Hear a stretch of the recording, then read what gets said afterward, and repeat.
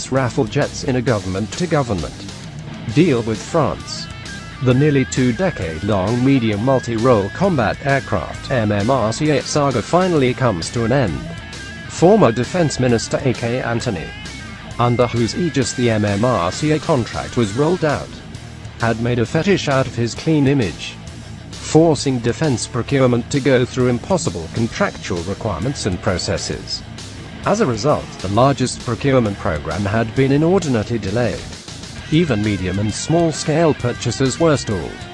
C.A.K. Antony's antics cost India a lot more than Augusta Westlake, the Indian Air Force (RAF) was no exception to the procurement's malaise. The MMRCA procurement had originally been envisioned to help the RAF replace the aging MiG-21s and to beef up fleet strength until the locally built Techers could be produced in greater numbers. When rolling out the bidding process, Antony and the bureaucracy in the Ministry of Defense introduced far too many complications in pricing, long-term support and offset requirements.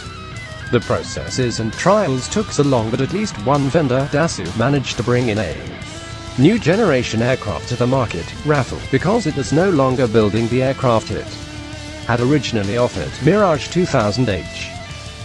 It took a National Democratic Alliance (NDA) government and a lapse of 12 years for India to finally acknowledge that the MMRCA process was completely broken. Despite this realization, the IAF is only getting a mere 2 squadrons worth of aircraft, even as the original requirement was for a minimum of 6 squadrons, plus a provision for 4 to 5 more. The IAF has made up for the lost decade by buying more of its frontline Su-30 Mki aircraft.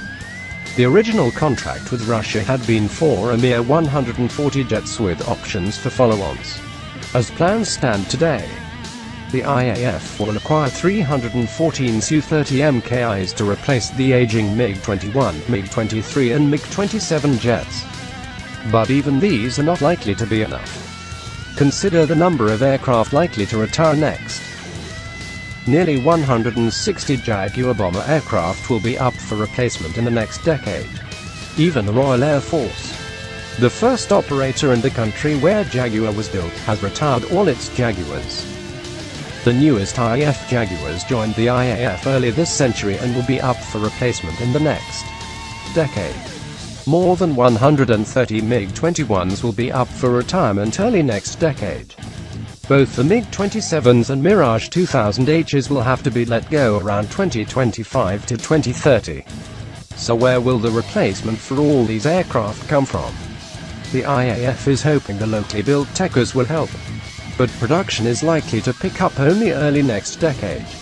Besides, despite the aircraft's good performance during flight testing, nobody is really sure about a line-produced Techers' performance and maintainability, not to speak of a good weapons suite, given the current fleet strength and a 30-year life cycle assigned for aircraft. The Air Force will be easily left scrambling for more than 300 fighters in the next 2 decades. There is hardly any public domain information on how the IAF plans to plug this gap of 300+ fighters.